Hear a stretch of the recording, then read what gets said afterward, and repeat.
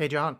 Yeah, Alex. You know what I hate? What do you hate? I hate the dirty Mangalores for killing the Mondoshawan.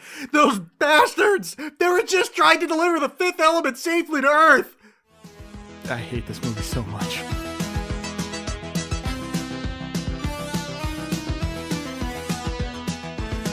Touche pas mon sexe, petite fille des verres condés, ce n'est qu'un prétexte, petite fille laisse-moi flâner. Touche pas mon sexe, petite fille mal éduquée, retourne à l'index, tu donnes de mauvaises idées. You have no idea how excited I am to talk about this. I love this movie. My love for it has been reaffirmed. I've watched it 3 times since we decided to do this. Good. Oh, God. To be fair, one of which was with riff tracks on, just because I wanted to see if he had anything funny to say. Oh, yeah. I've been meaning to. I actually thought about just watching it that way. But The riff tracks isn't good. It's one of the very early riff tracks where it's mic only. it's just Mike. And Yeah. I just think one person riffing is difficult to sit through. Agreed. So is The Fifth Element. No. Boom. Incorrect. Boom. Incorrect. Wonderful film. So we watched The Fifth Element. What would be funnier? Do you want to try to recap the film? Yeah. Yeah. Why don't you? What, in a series of fart noises? Yeah. Why don't you just put your hand up in that armpit region and start making some squeaks? So the plot of The Fifth Element is there's a ball of evil that shows up when these 3 planets have an eclipse, and for some reason it needs to destroy Earth because it's evil. Yeah. I don't know all life or just life on Earth. I think it's supposed to be all life. Okay. The only way to stop it is with 5 elements, and it happens every 5,000 years. Mm-hmm. And the 5,000 years happens in a very annoying future where a perfect being, which we can get into that, but a perfect being finds Bruce Willis, and then Bruce Willis is responsible for helping to shepherd it to its ultimate mission to stop the giant cosmic ball of evil and save the day. Yeah, I mean, I think that's just about That's right. largely it. Yeah, and I'm still not seeing a problem yet. Yeah. This is where I'm lost. Well, no, like from a distance, this looks like a fine movie. What's interesting is because from the distance that I watched it about 3 feet, it's a fucking perfect movie. Yeah. All right, so last episode, I predicted. I said that I was going to find the Egyptian stuff boring, which is my memory of the film, and then I'm going to like the rest of the stuff.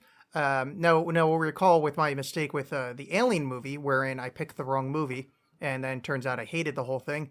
I was wrong about this one as well, but in a very different way. The Egyptian stuff was gold. Oh, boy. Gold, I tell you. Great line from the archaeologist. Are you German? Yeah. Oh, yeah. I liked it because the Mondoshawan show up. Yeah, wonderful. Because I too thought all the comedy from episode 1 of Star Wars was hilarious. Well, that is the same barometer of comedy as this movie. Like it is awful. Episode 1 stole from this. I don't doubt it. Yeah. That's not something you should be proud of. Yeah, I probably shouldn't have said that part. Yeah. But either way, delightful film. That beginning part, great. Luke Perry, here's my first note for the entirety of The Fifth Element. Luke Perry with above the title billing. Good job. Oh, yeah. Luke Perry above the title billing shows up for 2.5 minutes screen time, I'd say. Yeah, well, that's like Twin Peaks Firework with me, with Twin Peaks just starting up again. I started rewatching that, and yeah, all like the first names are like David Bowie, who's in the movie for 30 seconds. But yeah, Luke Perry, hot box office draw, Luke Perry. And I gotta tell you, speaking of hot, Luke Perry, that's a handsome son of a bitch. Oh, sure, yeah. You kind of forget, because 90s heartthrob, you expect him to be like, I don't know, it's kind of 90s hot. That's a fucking handsome fella. I was always more Dylan than Brandon. Brandon would just, and I mean, don't even Steve, who gives a crap? Ian Ziering? Like, oh, whatever. yeah. I mean, he finally found his footing when he got into the Sharknado business. Thank God for that. Well, I think I just found an idea for later movies in my series. Nope. Yep. You would be wrong. Frankly, I'm not even kidding. So I watched the Egyptian stuff, and I am wrapped. I love this movie. And the note I kept taking, and this is not necessarily out of order, but a note I keep making is every single choice in this movie is opposite of what one would expect. So for the example I bring, yes, you would expect something to be good. No, and they make but that's the thing. It's great. Let's just make another boring sci-fi movie. I mean, they just made truly unique, weird decisions, and I honestly like it for it. So, like, who's going to be the president of the Earth?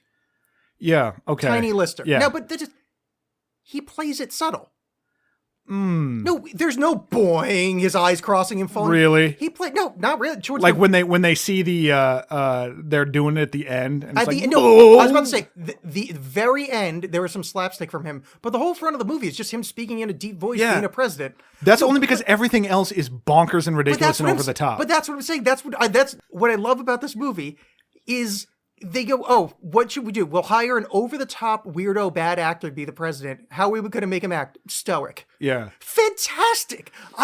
Every choice is just bananas on this fundamental level, and I love it. You can't expect what's going to happen next in the film. Like, even if you know what's going to happen next, there's no way you'd predict its method that it chose to approach it. Yeah.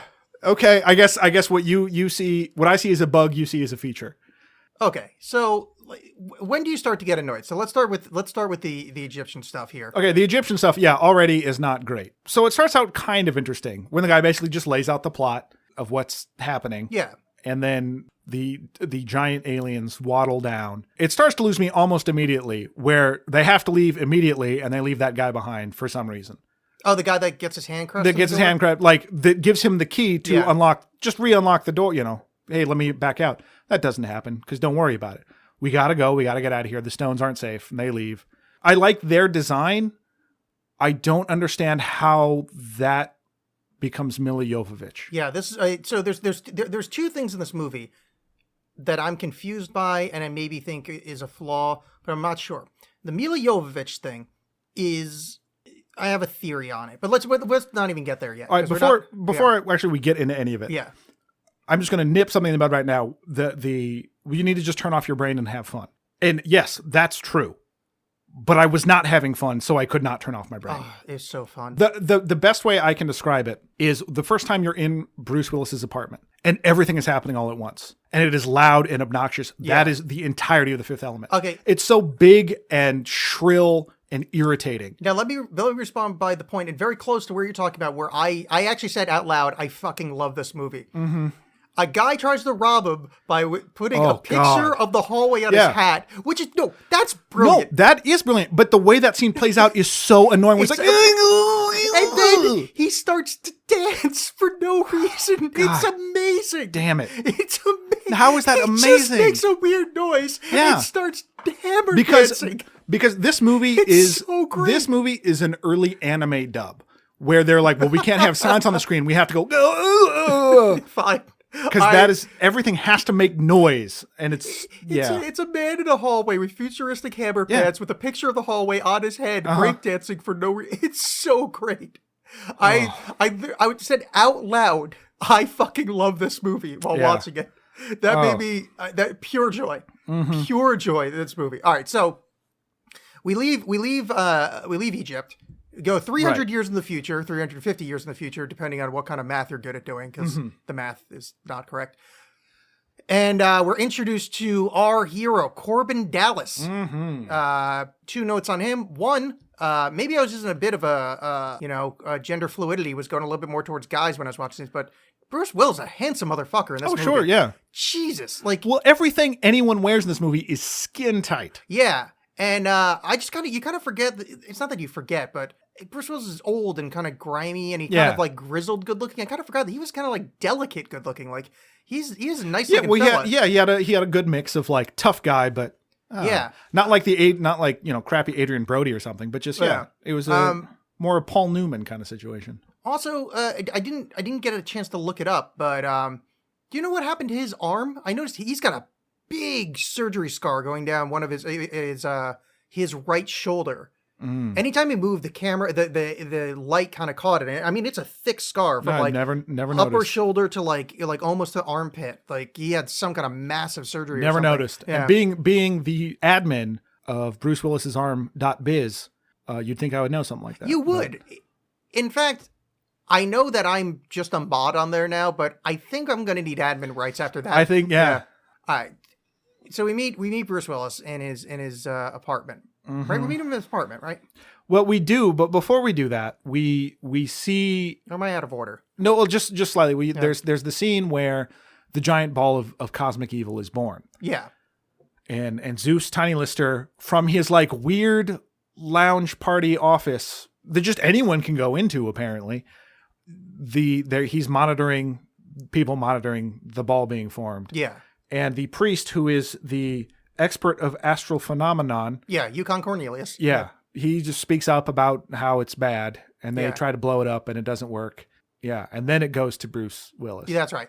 Bruce Willis driving. So do we meet him in the apartment or the cab? No, we meet him in the apartment because he wakes up and oh, that's right. And everything comes to life, and then he gets his apartment distributes cigarettes. Yeah. And it says the cigarettes, which are like 90% filter, which I thought was a clever I device. like the cigarettes. But then I mean, I like everything. But then like, because it's this fucking movie, you see this 90% cigarettes, and you see the sign above it that says like, to quit is my goal. And then there's a voice that tells you that, because why wouldn't there be? Why wouldn't you just hammer this point home? Why wouldn't everything just be over the top and in your face because you're too stupid to put a thought in your own head with this movie? This movie is if you saw this movie and you love it and you were 8, absolutely you are correct. But if you saw this movie above that age and are like, no, it's good, you are an idiot. Yeah, I think the problem is that it's super predictive of modern technology, and that you're missing that point because you're not realizing that like modern technology is that irritating. You've seen people the way they use their phones. How is that any less irritating than the technology interface in this movie? Because the phone doesn't say it out loud too. I also think you're putting on it's more just that Siri. It's more that Luc Besson happened to be right.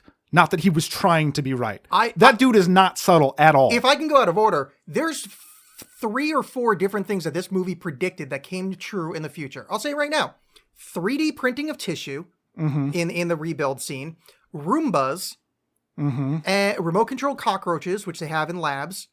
And I think there was another one, but right there, that's this movie is more predictive than any, what people respectable sci-fi. This movie has 3 predictions. Oh, 3, okay. Nearly 30 years. All right, well, we should probably stop it early because I'm convinced now. Well, as well you should, because you didn't think about that, did you?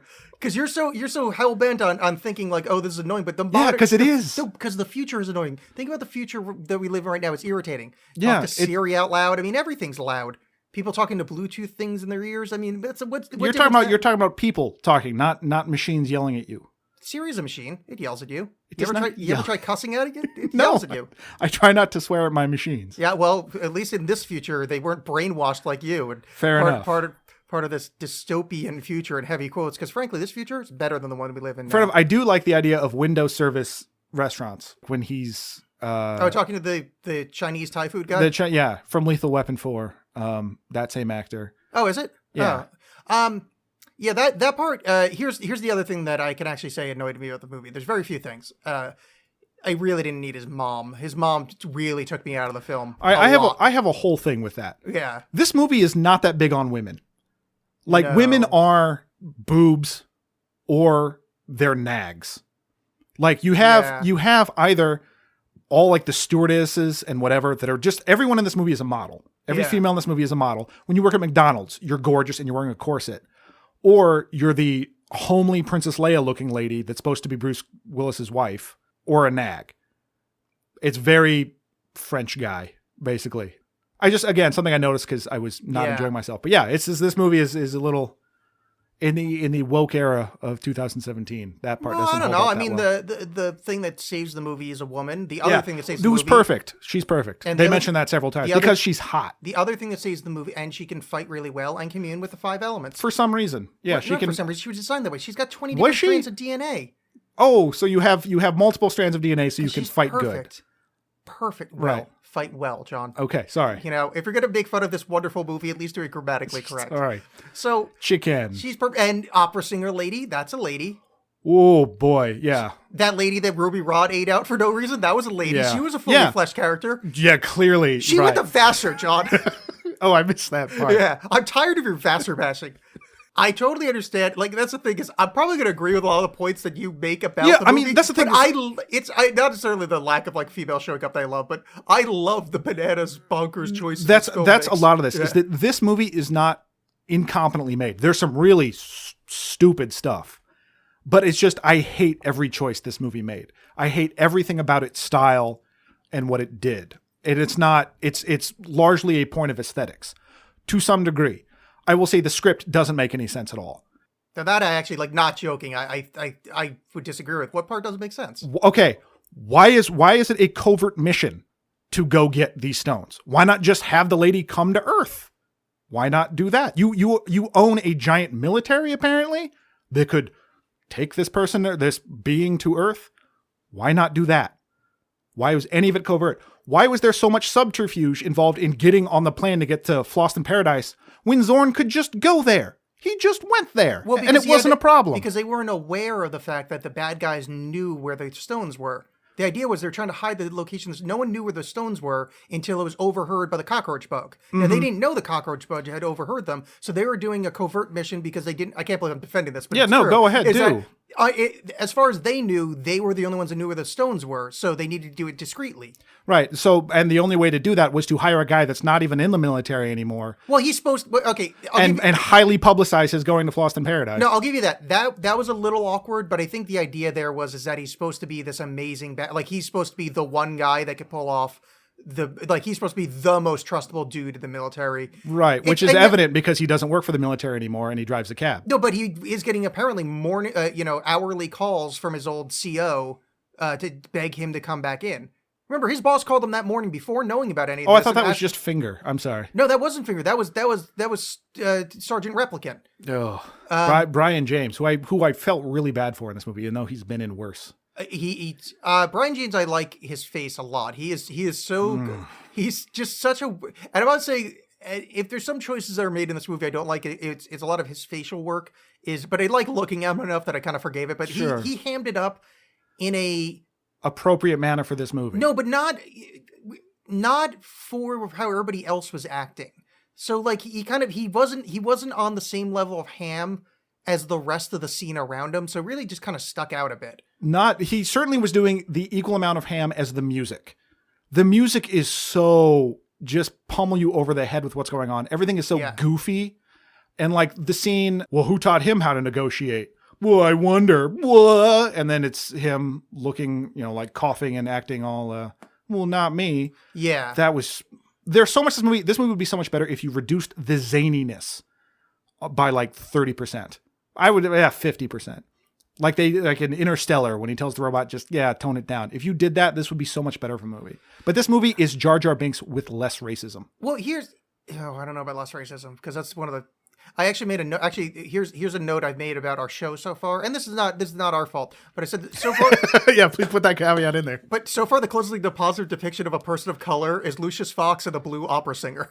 That's true. There's every single person that's remotely not white in every movie we've seen so far. Well, that's not our fault. No, that's what I'm saying. It's not our fault. Like right. But it's just one of those things that like. Trying to be aware, be woke in a certain way, trying to be aware of things. Like, as we're watching these, and I'm not thinking these are particularly racist movies, but it's like, boy, you're really scratching pretty deep to try to find anybody remotely not horrible as a person of color, except for opera singer lady. By the way, Basson's fiance or long-term girlfriend going into this movie, who he left during the filming for Mila Jovovich. Oh.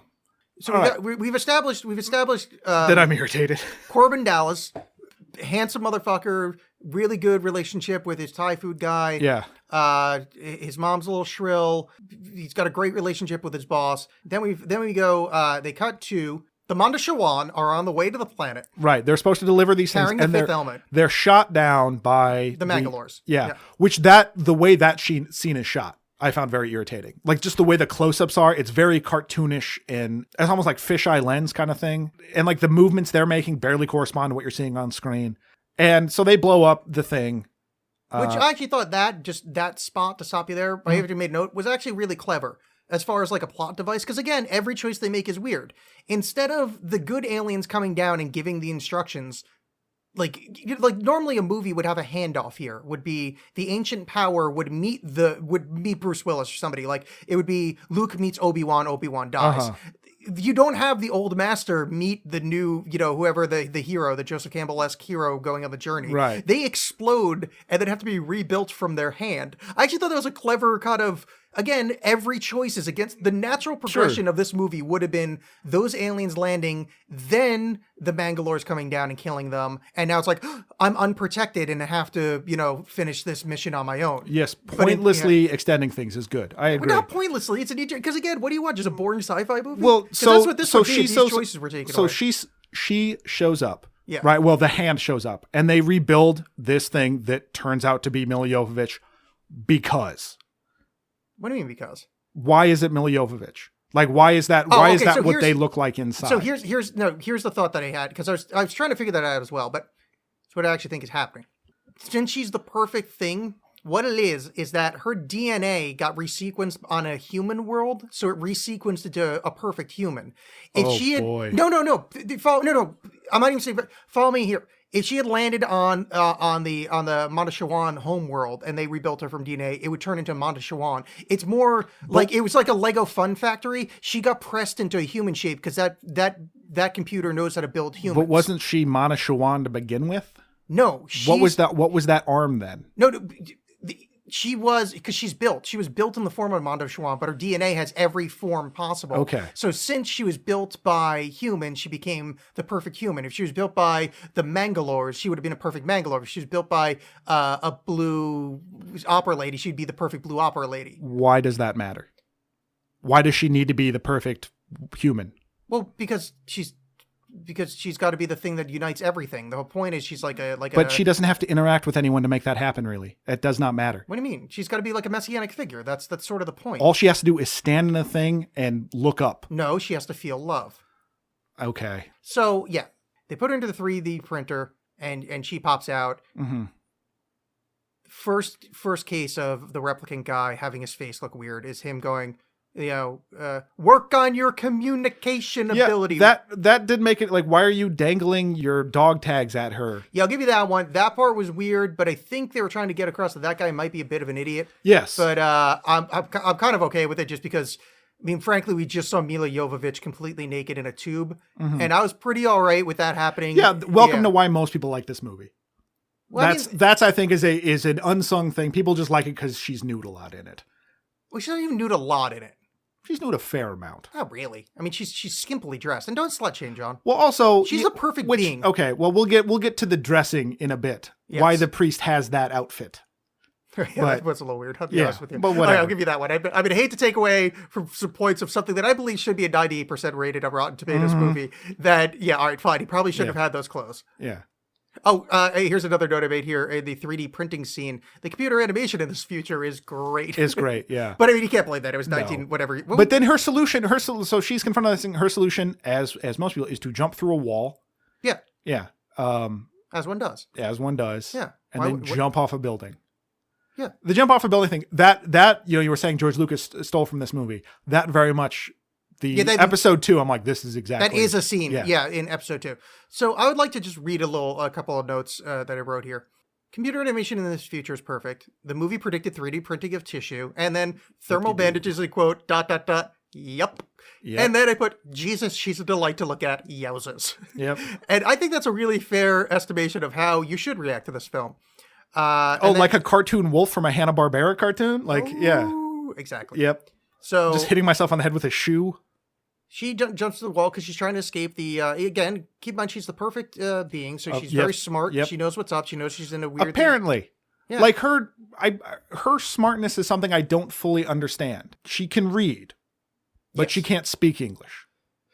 She is, I think the idea is that she has the mother, and there's a lot of tropes here that, and not to take it too seriously, because obviously I know it's a Fifth Element, but there's a lot of tropes here that go to some certain ancient alien and kind of occult esoteric topics that I've been into over the years. And there's this concept. We call this segment, I'm sorry I asked. There's this concept of a universal language that all language is derived from. And that's what he's playing off of here, is that she, in her DNA, is encoded the universal language, the angelic language, whatever. Okay. So by knowing that, any other language acquisition would become easy, because that's basically like the source code for everything. So it'd be easy to kind of break down. It'd be like somebody writing really shitty English and English. So, I mean, that's a bad example, but you get the idea. So when she's reading "Please help," she knows what that means. It's not just it isn't just like I'm reading whatever's in front of me. No, I think she has like a rudimentary knowledge of what "Please help" means, probably based on the eyes of the child in that picture, because she is a creature of very a pure empathy. Right. Yeah. Okay. So it's she knew what it meant. It wasn't like she was going to read the number that you were supposed to call. As though that was the language. She knew what English was. Yeah, I don't think she would go, Groupon. Yeah. $20 for two. Like, no. I think the idea here is Because that, they make a point of her learning English. well, no, Because they do when they get on the plane. He's like in the last like 5 minutes. He's like, "Oh, you learned English?" She's like, "Yeah, I learned," and just points at something. yeah. Well, okay, but I think that's more like a shorthand. Is that she has the capability of learning any language? So more, she learned the rudiments of interaction. So if she had just sat there with a dictionary, which is kind of what happened, she read that the Wikipedia of their time. Number 4, invented Wikipedia. Yeah. Thank you, Fifth Element. Which, by the way, if you go to how else was I going to learn about Sonic's pregnancies without you, Wikipedia? if you go to fifth-element.wikia.com, Why? there is because it's one of the greatest movies ever made.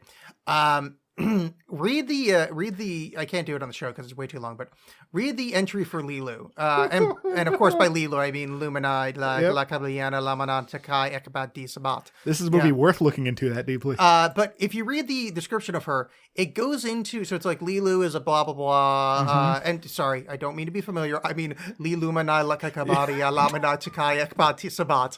My apologies. Each syllable increases my rage. So, but if you go into the description, and it reads, so it starts off as like a regular wiki entry, but then it goes into very small detail. So I just want to read, here's, let me see if I can't find one spot. So once rendezvoused with Cornelius, who immediately recognizes her as the supreme being he is waiting for, the woman is roused from unconsciousness by Corbin, who has taken it upon himself to kiss her gently.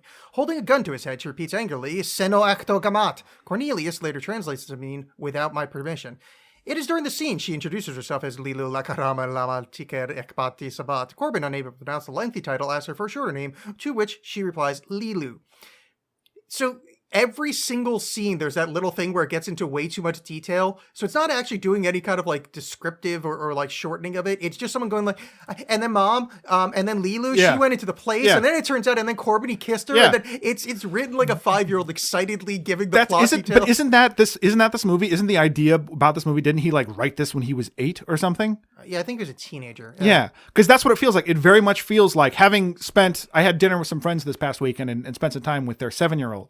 And that's what this movie feels like. Is just that. Is this excited fervor of like, and this, and this, and this, and it's I'm exhausted. I'm exhausted 5 minutes into the damn movie that I don't care anymore. Well, I'm sorry. Because it doesn't back up what it's the fervor that's there. It's what's happening is not that exciting. For the audience, I guess old man John just doesn't like childhood innocence. That's true, because that's not what this movie has. Well, apparently you miss a lot of the points. If she can understand English and read English, how come Bruce Willis is talking to her like she's an idiot and she's acting like she's an idiot when he's like shorter name and she what? Oh no, it's not that she can speak English yet. It's that she has the capability of it. Okay. So like, like anybody. No, like she has. So no one can learn English. No. Only a select few. No. What I would say is this: like, if you knew Latin, it would be a lot easier to learn Spanish than to learn German. She knows like ultra Latin, like she knows the thing that's the mother of all languages. So seeing kind of anything will look familiar to her. Okay. So she doesn't speak English yet, but essentially given, 5 minutes in a dictionary, she could speak English. Okay. So like her vocabulary at that point are the ones that she'd been introduced to. Fair enough. It's a dumb thing to get hung up on. I was just asking. Yeah. Well, because you just want to hate this film instead of just I don't want to. joy. I do. I get to. I'm allowed to. I'm grown. Now, speaking, so you didn't like some of the designs. The one part that I liked, and some of the designs are a little over the top, but I like when he flies under the fog and it turns into Blade Runner. Yeah. No, I'll give you that. It was really weird. So here's a question. Here's in that sort of thing. Why does a taxi cab have a thing that says attack incoming? Why does it have that sensor? Did he say attack incoming? Yeah, he's got like when the cops are going to shoot at him, there's a little screen that flashes and says attack incoming. Oh, I don't think I noticed that part. Yeah. I mean, yeah, I don't really. It doesn't matter. It's a rough future. I mean, do you see how many guns he had to confiscate from people, presumably wearing different kinds of photo hats? Sure. McDonald's scene. Let's talk about this for a second. second. I have a note that just says, No, go ahead. My only note says McDonald's scene. And I don't remember too much about it other than being like annoyed at the crappy humor in it of like, I need 2 drinks. Yeah. Whoop, they spilled on me. Yeah. And then again, the staff at McDonald's wearing corsets. Yeah, the staff at McDonald's are like that kind of weird, like the people that would be in a gang if Harley Quinn had a gang, kind of like Yeah, like if Harley Quinn ran the baseball like, Furies. Yeah, like the Raggedy Anns. Yeah. In the world of the Warriors, but that's the McDonald's logo though. Oh yeah, no, it's no, but what I mean is that means McDonald's paid to be in this movie. Yeah, McDonald's paid for that, John. Yeah. This is though. I mean, this is French McDonald's. Things are a lot looser there. Like Le Royale with cheese. Exactly. Yeah, that might be Burger King. Yeah. See, I think again you're just missing the joy here, John. Is that what's happening there? Luc Besson. Yeah. Got money from McDonald's. Yeah.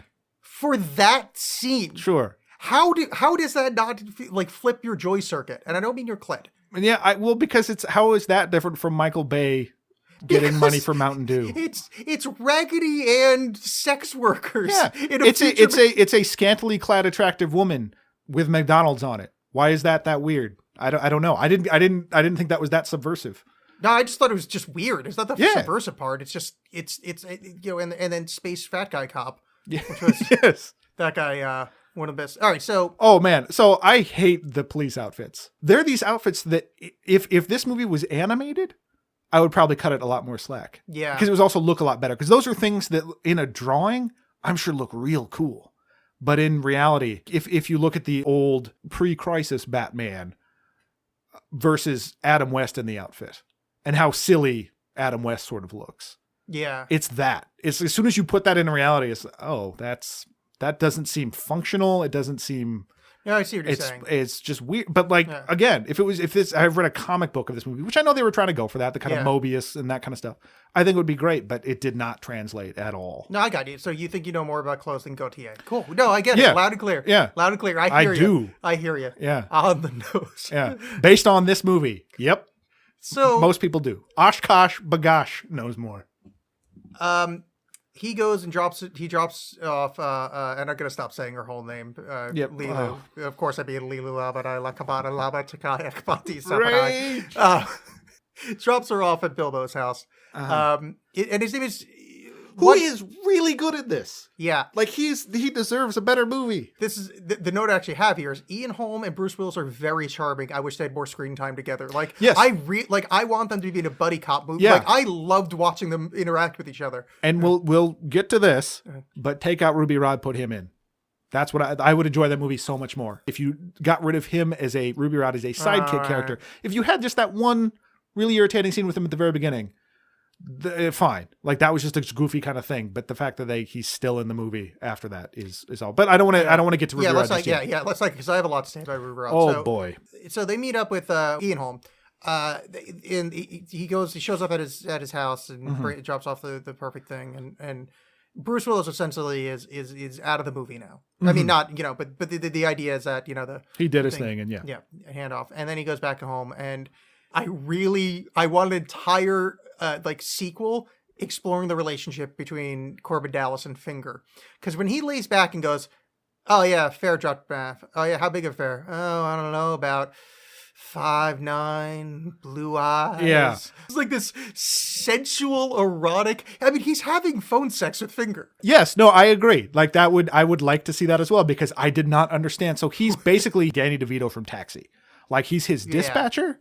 I think they had a very personal relationship. Yeah, very personal. Yeah. I mean, he wasn't on screen, but I think the sexual chemistry between him and Finger was stronger than him and Lilo. God damn it. Yeah, do it. Lilo Lamada Lakabara Lamada Chikayak Pati Samat. Well, okay, so here's a bit of good news for you and the audience. I've now gotten my notes to the point that I no longer have her name on the screen, so good. That might be the last time. Which we kind of talked about this when I was angrily texting you about this movie. The weird sort of Tunisian market music that's playing during this whole car chase thing. Like, it's this busy Raiders of the Lost Ark kind of sounding thing. Yeah. And I guess it was just trying to evoke the feeling of a busy place or something. But that was an odd choice. It was a fine song, but it felt a little out of, I liked it again, and in the same your word choice right there. It just keeps going back to every choice in this movie is odd. Like, it's weird Egyptian Tunisian market music over a space cab chase. What happens after that? Because my next note is about Gary Oldman, and I don't. So what happens is they have the fifth element. They have learned. She tells them she's not at all concerned about the case being empty. There's the whole scene where Gary Oldman hilariously sells guns to those Mandalorians. to the Mandalorians, which again is Mandalorians. Sorry, Mandalorians are that's Boba Fett's people. Yeah. But again, it's perfect. A perfect example of this movie. The stupid gun he sells them. Yeah. Does everything. Does way too many things. It's got a flamethrower. It's got an ice thing. It's got whatever. Because why wouldn't? I love the repeat feature though. I actually the repeat feature is cool. Yeah, the repeat feature is really cool. It could have just been that, but it had to be everything. And then because they did not deliver the case, or regardless of whether or not they delivered the case correctly, they got the case. The stones weren't in the case. Yeah. He blows them all up because he gives them a weapon. He doesn't explain the thing to them, and so it blows them all up because he's an excellent businessman. Which, by the way, he just fires 1 million people with just the snap of his fingers, no problem. Yeah, well, how else are you going to show that he's evil, John? Right. Well, haven't you heard of character development? His character is utterly pointless. Arguably, it puts a few things into play, but he's a terrible character. And Gary Oldman just eats up the scenery. Is just chewing through it like crazy. And I like Gary Oldman, but he is abysmal in this. And I would just like to point out my note for Gary Oldman. Gary Oldman seems to be having fun, and his accent is nearly as good as Batman Begins. It's because boy, is his accent a piece of crap. It's the whole scene where the Roombas show up.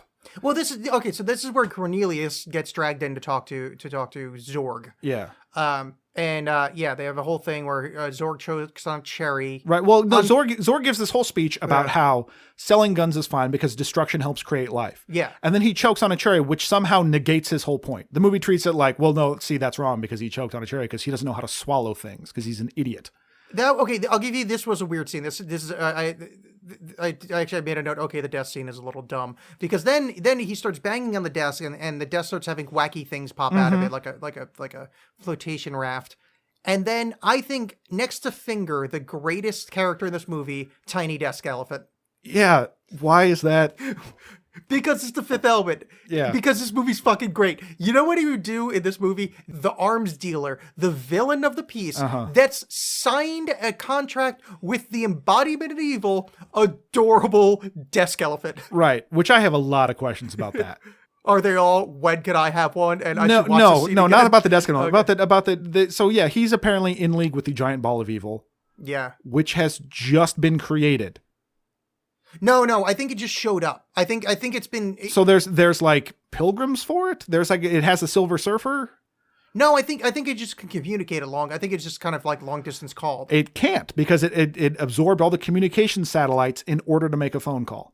No, I thought they specifically say that because this was the point I was going to bring about earlier. He's like, why is he eating all the communication satellites? And one guy goes, maybe he wants to make a call, and then it fucking makes a phone call. Okay. The movie goes, isn't this real stupid? And you're supposed to go, no, it's great. You know, actually, I think you might be right, but I let me argue the other side because I took it this way. That was a poor edit spot where he was taking down communications to help his as you do when wanting to take over any place, you take down their communications, and that was a shitty quip that shouldn't have made the edit.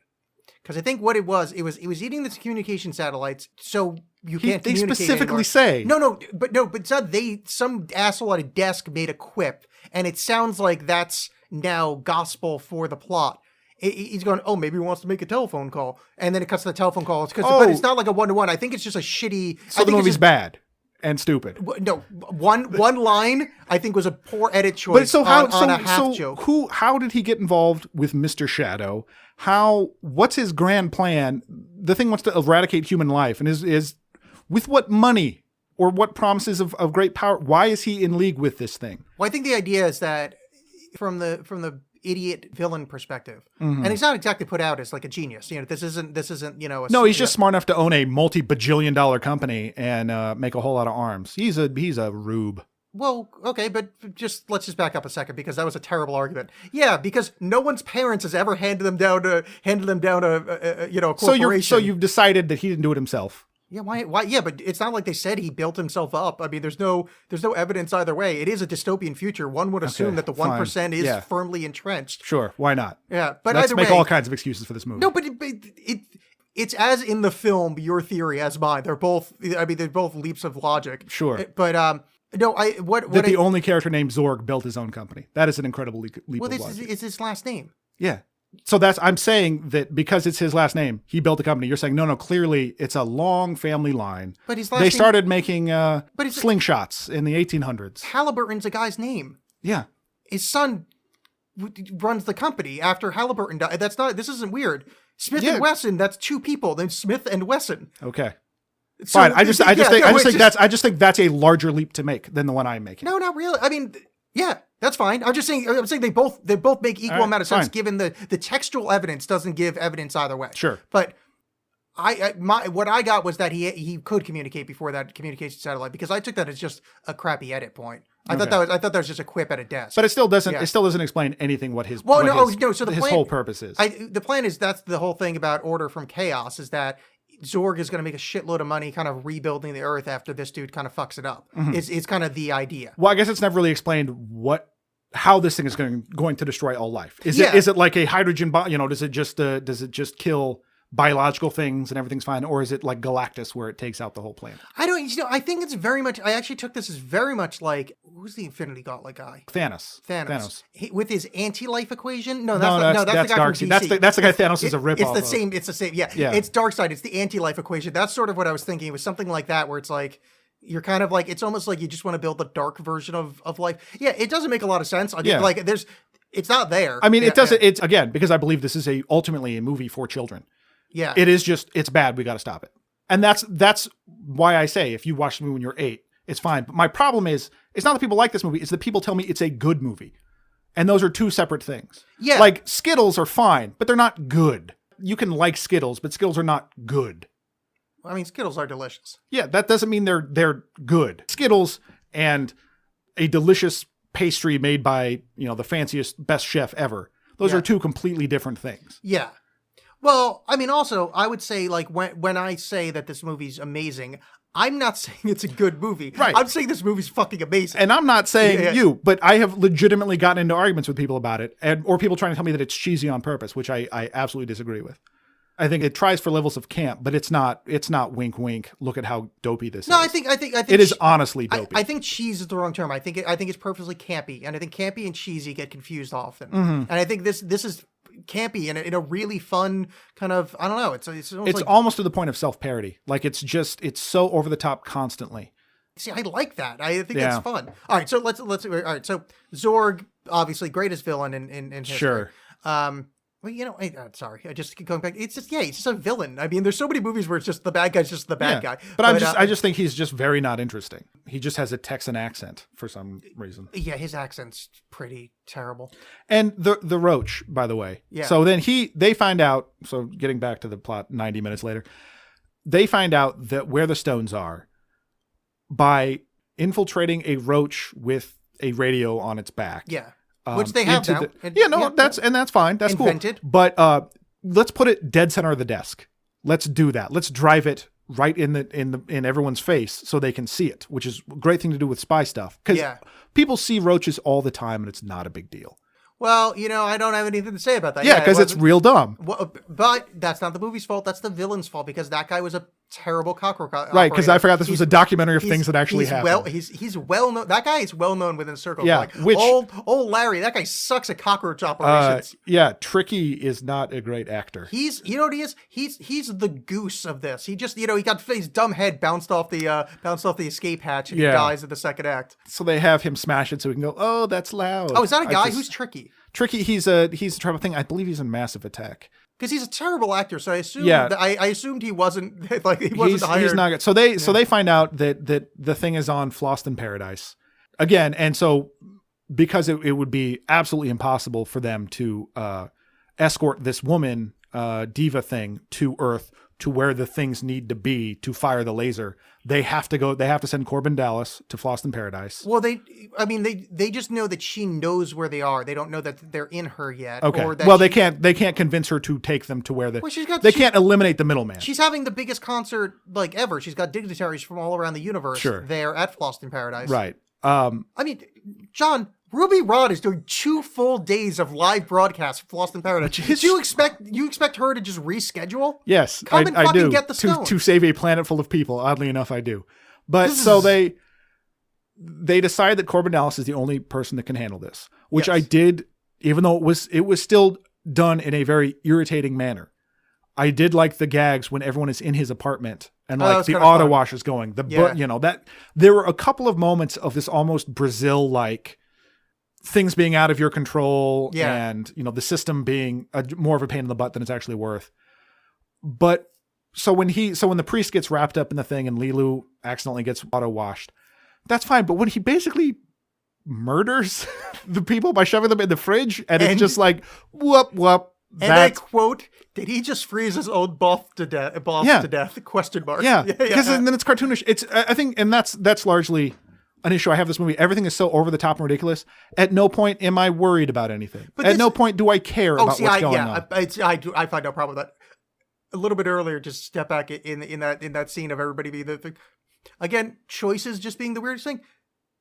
Who do they bring that's going to be Corbin Dallas's fake wife to go on the trip? Some weird, I called her Major Helga. Yeah. Just this giant, the one not model in the movie. Bonkers. That's what I'm saying. This movie's amazing. Now that's not a weird choice. That's like, well, you wanted this ugly lady when you got the perfect woman. But why would she be wearing, why is this Germanic Helga, like opera singer looking woman? Oh, again, I just figured out because it's opera singing. This is all a circle. This is a brilliant filmmaker. Have you never seen a cartoon ever? Because they do that stuff all the time. Well, exactly. But this isn't a cartoon. That's why it's amazing. I did make one point here because we missed it earlier. The Mangalores, those fucking look good. Oh yeah, no, I'll give you that. It was one of those things that I haven't seen this movie, actually sat down and watched it on purpose, in quite a while. I was expecting any of the CGI, of course, doesn't hold up at all. But man, those things look really great. I mean, it's really great. What do you call it? Puppeteer work or whatever. Yeah. Which they decide because they need to pretend to send Corbin Dallas, he has to be this fake contest winner. He can't just be a guy that's there. They make this big fanfare of him being there. All this time is spent at the airport trying to get out there, which the airport is filled with garbage for some reason, which that doesn't matter. No, I just thought that was, they mentioned it. They mentioned there's the thing, but it's still just okay. There was a couple spots where I was again, that was like this almost Brazil-like thing where it's the future doesn't really work, I guess. Yeah, or there was a couple spots where I wasn't sure if there were possibly cut scenes that maybe had an explanation. Because I nearly bought this and had it expedite shipped to my house to see if I could find some cut scenes to watch. But everyone's plan to subvert this is to get very sweaty and pretend they are Corbin Dallas. Yeah. So like that we go through this same joke multiple times. Yeah. How is that even going to work? You're just going to show up and be like, I'm Corbin Dallas. Oh, okay. Tricky guy, probably because he's part of the Zorg corporation, maybe has fake stuff. But again, you are this giant successful corporate guy. You can't just swing a ticket. You can't just go there. I hate to say this, but I'm gonna give this one to you because this part didn't make sense. No, it goes on way too long, and it also didn't make sense because Zorg has a private jet that he flew there. That he just goes there. He could have just had Tricky. Yeah. I as much as I hate to say it because this movie is essentially flawless, I'm gonna give you that one. Fine. Yeah. Oh, okay, but to make up for that, a scene that had me, I couldn't be happier. Fucking Cornelius spilling his guts out to the bartender. Here's what I will give you. The robot bartender is the best character in this movie. The robot bartender rules. When he spills out his guts and the robot shakes his head and then goes, "Do you want some more?" Yeah. Robot bartender is the shit. Perfect. Best character in the entire thing. And I put understated 3 exclamation points. Amazing. Simply amazing. Yeah. Also, Tricky this was meth addict and his girlfriend pretending to be Corbin Dallas before they dive into the garbage, which I thought was a really fun scene. But vomiting and your face getting changed later was stolen by Men in Black. This movie was lifted many times because he was doing the. Does this predate Men in Black? I think so. If not, then this movie totally stole that from Men in Black because it's the exact same effect. So after all that pointless stuff, they finally, which the weird police state they live in, where he pretends to be Corbin Dallas and then. Tricky pretends to be Corbin Dallas and all the guns come down. And I did weirdly, and it was mentioned a few times before that. I did like as a futuristic device. I did like the put your hands in the yellow circles thing. I thought that was cool. Which I still don't understand the meat popsicle line, but whatever. Because they have Corbin Dallas do that, and they have his neighbor, because he puts like his thing, and when they're like, "Are you human?" He's like, "Negative, I'm a meat popsicle." I don't like, that's just one of those, that's like at the end of Blade when he's like, always some motherfucker trying to ice skate uphill. I just don't understand what that means. Yeah, I don't think people love the line. I just don't get Yeah, what I don't it think I means. understand the meat popsicle one. But I also like the fake future swearing that his neighbor does of "smoke you." John, I'm always a fan of I fake. have in quotes that the other way I wanted to open the show was "smoke you, John." Yeah. Just smoke you. That is, I'm always a fan of stupid future swearing. But anyway. Okay, so and then we get introduced. Well, before we get, Okay. there's like a good 5 minutes spent of this plane taking off. Of 'Cause them that's like where- hosing off the parasites, and then like the Okay. Jamaican guys switching out the plutonium. Rasta nuclear Yeah. motor. This is I'm unhammered. Yeah. So no, but before that, we get introduced to the heart and soul of this very movie. He's hot fire, Ruby Rod, and I put again predictive of the future. Ruby Rod speaks in emoji. That's what I said. Hot fire. He's fire. He's literally speaking in emoji. I said literally again. Here's what happened: is that Luc Besson went to Chris Tucker Was touched by God. and was touched by God and said, "Are you familiar with Prince?" And he's like, "Who is a Prince? Prince? Yes. Yeah, I know Prince. I want you to forget everything you know about Prince. I just took my racist uncle to go see Purple Rain. He is going to describe Prince to you. You will play that Prince." Because that is what that is. No, he obviously got a time machine. He showed him some kind of like a Twitter or WhatsApp or whatever the kids use and found how modern emoji works. Because Ruby Rod was seconds away from making 100%, 100%, 100, 100, 100. Hot fire. He was, his hair was a poop emoji. And he gets on the plane, John, he signs the manifest with champagne. Yeah.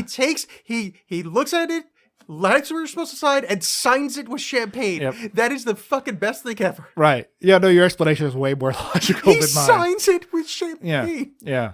And again, like if this was one scene, if it was just like, look at how weird the future is, and this guy, this really annoying, I can't imagine listening to that show.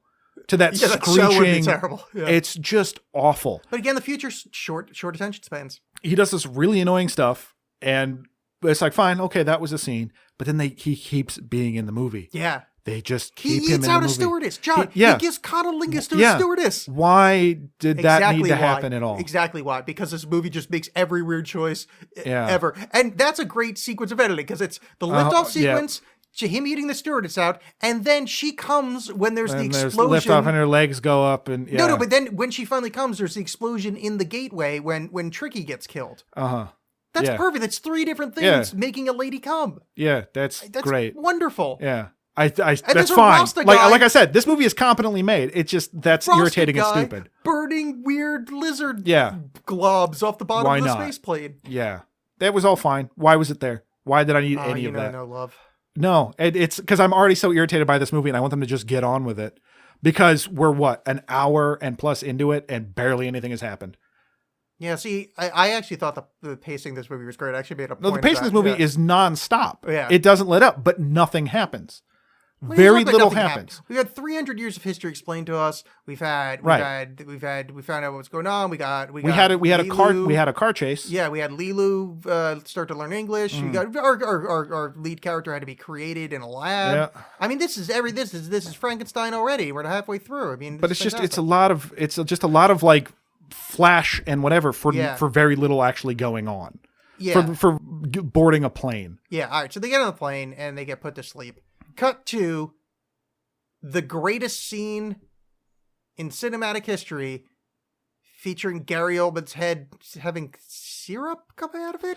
Right. Okay. So this is what we were talking about earlier. Is that this evil? Yeah, this giant ball of evil. Yeah. Being a cosmic ball of evil that Yeah. has somehow been able to communicate with Gary Oldman before, calls him on the phone. Yeah. Yeah, uses the phone instead of anything remotely interesting. It uses the phone. Yeah. And again, the movie underlines. The movie says, "What is he going to make a call? That's dumb." And I hate when movies do that. This movie's not the only. The one that immediately springs to mind is Cowboys and Aliens. Well, At one point, that. yeah, you shouldn't. It's terrible. At one point, they figure out that the reason the aliens are attacking is because Earth has huge stores of gold.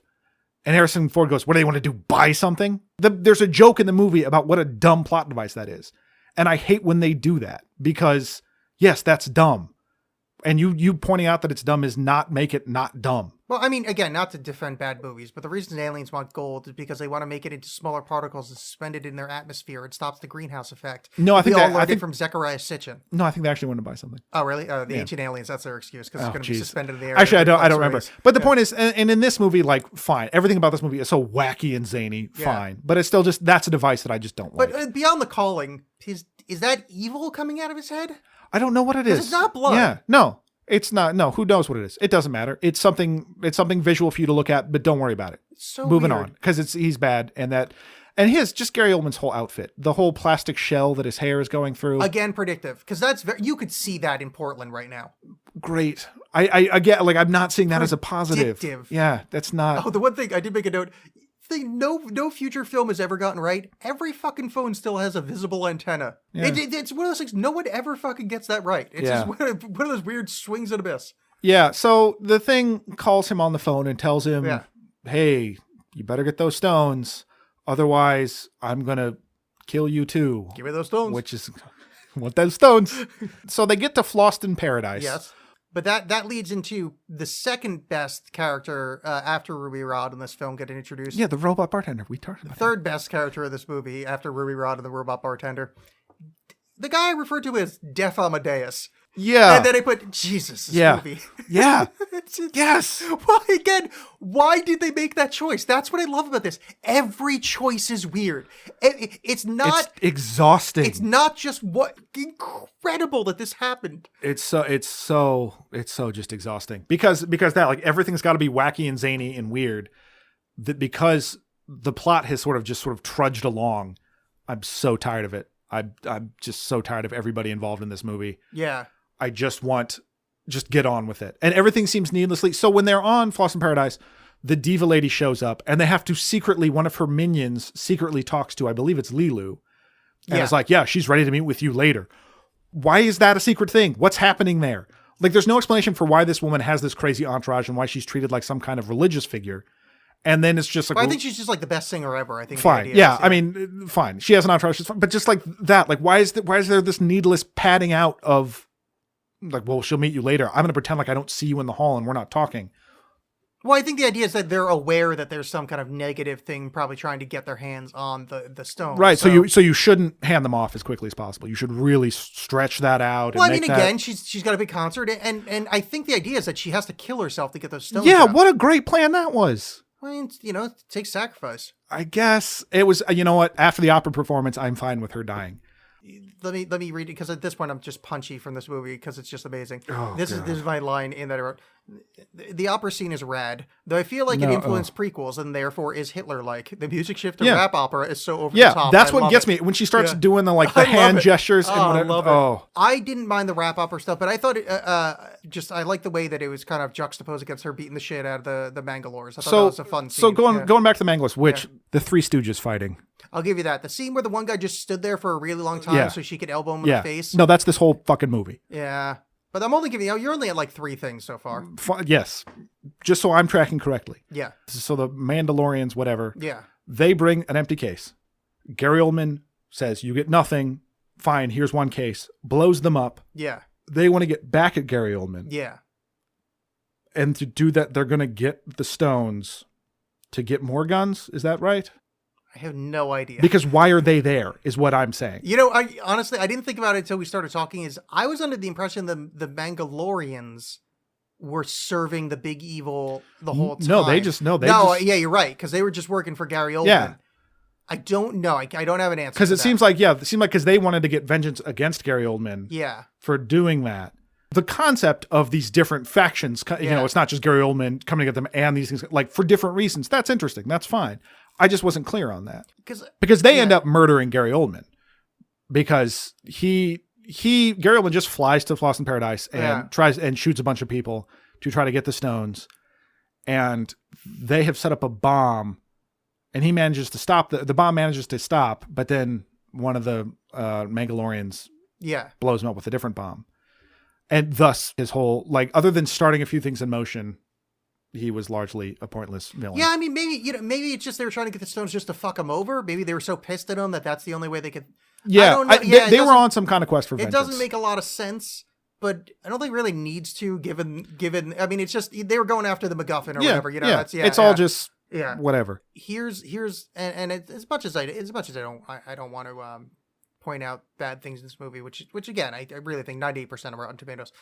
Here's a quote from Gary Oldman in this film. I know this music. Let's change the beat. Yeah. Yeah, that's I mean, that's nothing. Like those aren't. I mean, I get what he's doing. Like I guess you know, like guns are music to him and that sort. But like that's that. I mean, that's just. Well, it's one of those things. empty It's words. just Well, it's that's my secret. I'm always angry. It's one of those things that sounds cool, but when you stop and think about it, it doesn't make any sense. Yeah. And just the way. So this movie kind of treats those Mandalorians like stormtroopers, and that there's this casual wacky execution of one, and it's not treated like you just murdered something. When Corbin Dallas has Ruby Rod hold the gun at the thing's head. Oh yeah. And he inadvertently blows it up. It's like, oh, I'm sorry. Oh, I just murdered you. He's like, oh my god, oh my bad. Oh, I hope you're gonna be okay. Yeah, he's great. Okay, so before that, because we're gonna get that fight scene, I have a whole note here, but directly written in my notes, the stones are inner. Let's take a moment to realize how wild it is, and that seems normal in this movie. That's how bonkers this fucking movie is. The stones are in the lady. Yeah. And it doesn't. Did it even occur to you that that's weird? Like, because this movie's so fucking bananas. but I guess we're just approaching it from two different things. Yes, I thought it was weird, but for me, of course, the stones are in it. Yeah, why wouldn't they be? I'm so irritated that it doesn't matter what you do anymore. Like I'm so. This whole movie is a cross between a stand-up comedian who, after every joke, goes, "Huh? Yeah, huh?" Yeah. And a magician who, after every trick, is like, "What?" It just ta-da, in this really annoying way. And I'm just beaten down by all of it. So by the time you're at that point, we're like, isn't this weird? These stones are inside this person. Sure. I think I'm going to explain that in my next note here. One of the weirdest action scenes ever. He seesaw jumps the pig alien to smash its head into the ceiling. And then it just starts firing randomly and killing everything. Well, it didn't mean to, but Ruby Rod slapped his head. Yeah. So that's why that happened. This is everything Hudson Hawk wanted to be. And I think I just explained the film to you. I've never seen Hudson Hawk. Well, now I know what's happening later in this. No. You have to stop saying things like that on this show because it just gives me something else to I write do know people that genuinely enjoy that movie. I do enjoy that movie, but very much the same way I enjoy Fifth Element. It's too cartoony, like that kind of thing. Again, if it was in a cartoon, yeah, sure, I'd probably be fine with it. But because it doesn't. Well, that fight scene where the alien gets seesawed into the ceiling and shoots everybody has the most cartoonish music stings because that's where the pling pling pling. Well, that's my whole thing with music. this movie. So the same thing, like I said, when they find the gun and they're trying to press the button, the movie's like whoom, ba-doop, ba-doop, ba-doop. And then again, when Gary Oldman is about to be blown up by the bomb, it's all this dopey, cartoony crap. It's amazing. And it's funny because a while ago I rewatched What About Bob? Yeah. And it made me kind of miss. I'm like, oh yeah, I remember when movies had incidental music. Like you basically heard the theme of What About Bob several times in the movie, but just as like Bob's walking somewhere. And it's like, boop, ba-doop, here's the theme from the thing, kind of an incidental version of it, like they would on the Brady Bunch show or something like that. And this movie made me hate music in general because just everything was punctuated with just this stupid cartoony bullshit that just made it dumber. That it's already a dumb thing was happening and you just underlined it and circled it. And so Gary Oldman's blown up by a bomb. Whoop-a-doo! You expect his face to him to get blackface and turn to the screen. Like, whoa, not again. Yeah. So the last kind of odd choice or kind of amazing choice in my opinion that this movie did, and I was so much less annoyed by Ruby Rod than I thought I was going to be because I do remember him being irritating. I cannot understand him. I had a hard time understanding what the hell he's saying because he's just screeching. It would have been so much easier, and frankly would have suited this film in the way that you don't like the film. That way, it would have suited it more that that was a put on. Sure. Yeah. No, I would totally agree. But the fact that it made the choice that's actually his personality. It's not like a Howard Stern thing where he flips the mic off and then goes home and makes love to Allison and raises kids, in a very nice way. Like this is Howard Stern goes home and lives in a house full of lesbians and the Whack Pack lives in his basement. No, because that would require depth of character or anything to not just be a two-dimensional nonsense. It's so crazy that again, just every choice that was made is dumb. antithetical to the one. See, I find that amazing. Because again, if they made those choices, this would be another humdrum. Because if this was done well, and I understand why you don't like it. Sure. If this was done well, this movie would be it would just be another forgettable science fiction movie. But done this way, this is art on the weirdest level possible. This is so fucking strange. Sure. Like the fact that this is almost $100 million movie back when those were so rare to make, that made $260 million, and every choice is fucking bananas. It is so weird. Yeah, I guess the way I kind of look at this, I guess for me, so I hate the Rocky Horror Picture Show. Oh, yeah. But I get it. I get its place as a midnight movie. I get its place as sort of the history of LGBTQ plus, that kind of thing. Like, I understand the context of that movie. This doesn't have that. This is just a loud, obnoxious Hollywood movie. And I don't understand the fervor like you have for it. I don't get it. Yes, there are weird choices in this movie, but to me, it's not that subversive. It's just annoying Hollywood. It's not out of the realm. Instead of being Tango and Cash, that kind of stupid, it's just a different kind of stupid. I don't know. I'm not seeing this the subversion that you are. See, it's not that it's subversion. It's just a sequence of choices that no other big budget movie I've ever seen make before or after. Like, it is unique in every way, in that nothing is the expected outcome of the thing before it. It's just it's so, there's nothing that if you said, hey, let's make a choice on this, no human would come up with except for Luc Besson. Like, it's so fundamentally awkward and odd in every way that I just find it just adorable. Like, yeah, I guess I don't find that I don't find the choices that were made endearing, I guess, is what it is. I don't, and again, like, they're not, to me, they're not that oddball. Like, they're like, I understand what you're saying when, some of the stuff you're outlining, but it doesn't, that all just kind of fits. That still fits these archetypes of just, but it's not that they're odd, it's that there's so many of them. Like, any other movie could have 2 or 3 of those choices that be considered odd. This movie has 68.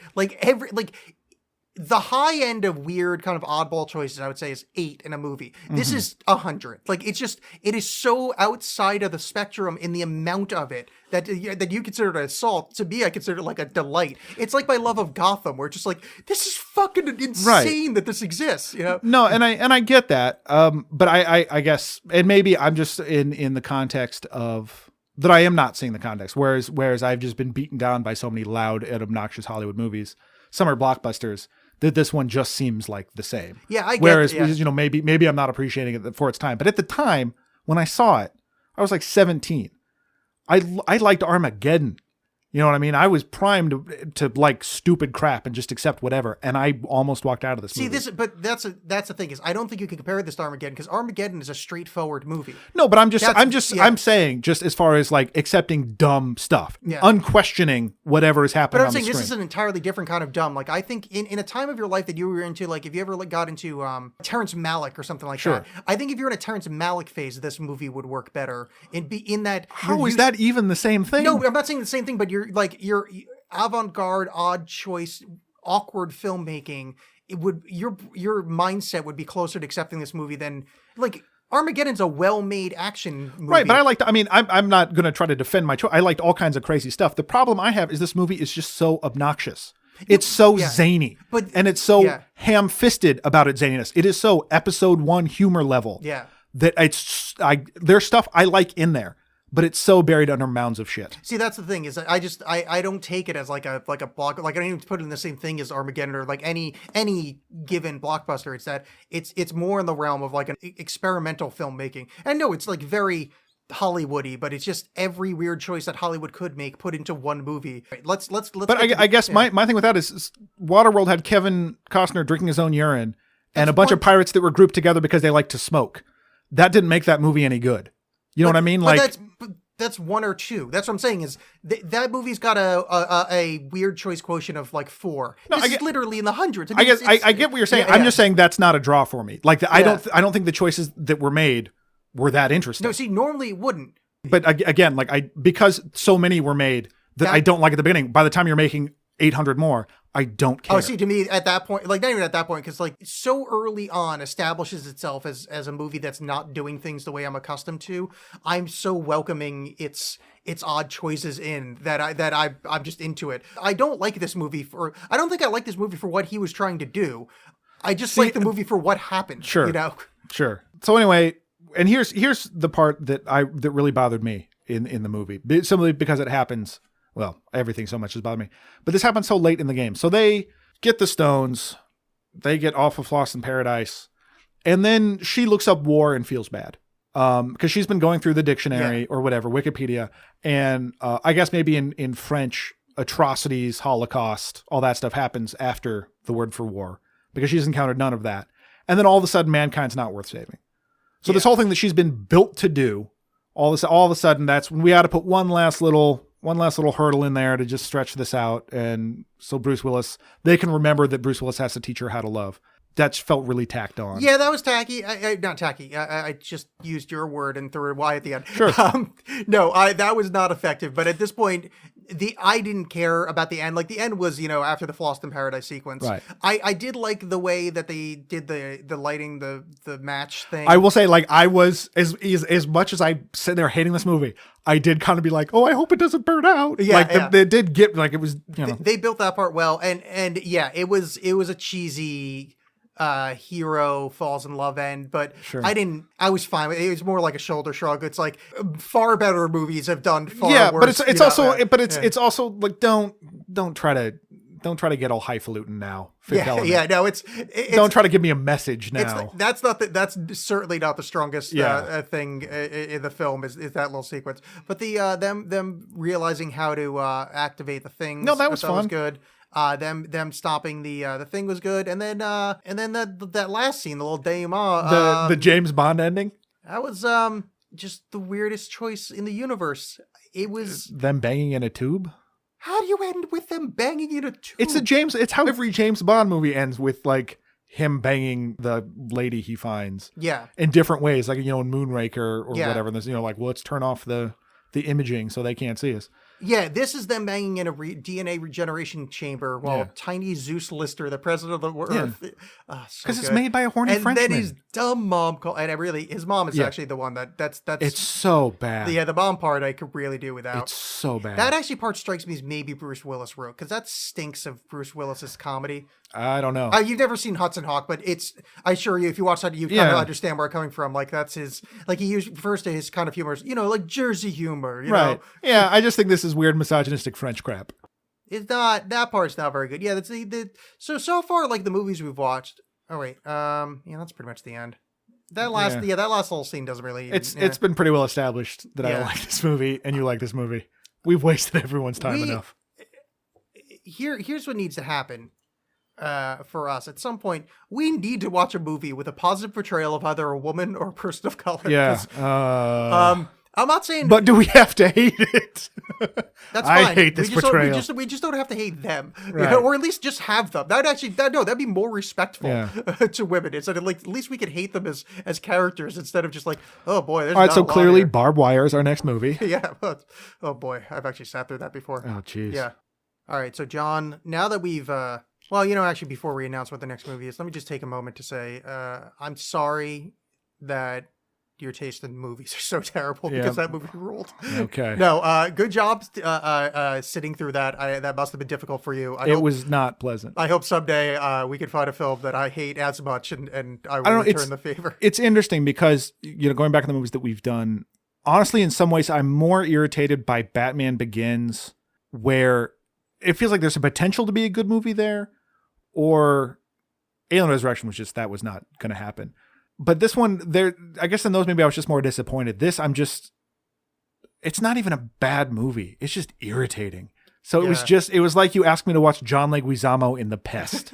Like, that's what it felt like. Which I'm sure is actually a terrible movie, but it's so obnoxious.